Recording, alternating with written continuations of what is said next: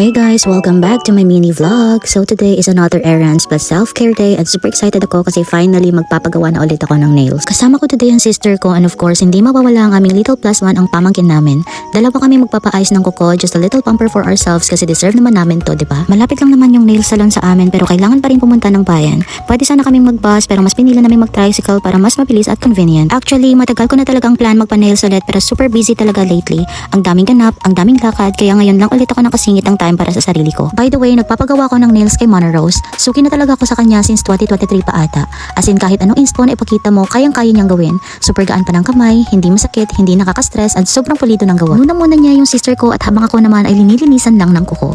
Ang sarap panoorin ng paglilinis ng kuko before maglagay ng nail extensions. Yung tipong from super plain, magiging mukhang fresh at bagong-bago yung hands and feet mo. Simple lang naman yung design na pinili ko para bagay sa lahat ng outfits. Alam niyo naman ako, French tips girly forever. Kahit pa ulit-ulit, go lang kasi classy talaga siya tignan. Yung sa sister ko, nagpa-nail extension siya and then ako naman is nail extensions plus gel pedi para complete package talaga ang glow up. And honestly, highly recommended ko talaga si Mona Rose pagdating sa nails. Ang tibay ng extensions niya, hindi agad natatanggal and sobrang pulido ng gawa.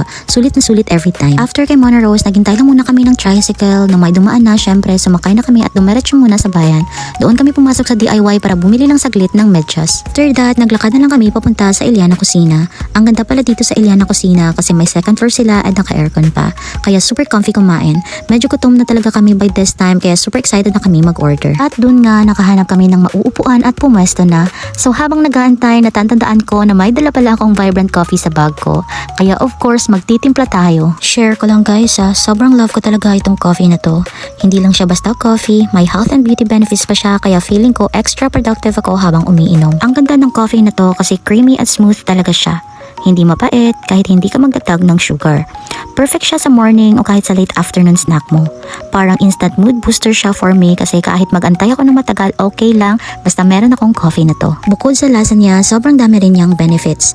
May stevia siya that helps reduce appetite and supports metabolism. And also Garcinia Cambogia plus collagen that supports healthy skin, hair, and overall glow. And you know, ang saya din kasi pwede mong i-share with someone. Ako, lagi ko itong pinapakita sa sister ko habang naghihintay kami ng food. So, sa kada inom namin parang mini self-care moment lang. Kahit nakaupo lang at nagkwekwentuhan kami, mas enjoyable because may coffee ka na gusto mo at alam mo na healthy. Honestly guys feeling ko kahit ordinary lang ang araw mo, this coffee offers extra happy vibes plus mga benefits na alam kong magugustuhan mo. Kaya super love ko talaga tong coffee na to. So, after naman namin kumain sa Iliana Kusina, dumaan muna kami sa Mercy para bumili ng pasalubong para sa bahay. Kinuha ko yung paboritong pulseras ni mama and of course itong cheesy tart na hindi pwedeng mawala. Then after that, ayun, umuwi na kami pagod pero happy kasi productive and relaxing din yung araw. Thank you so much for coming with me on my errands, Pamper Day Vlogs. See you again on my next one.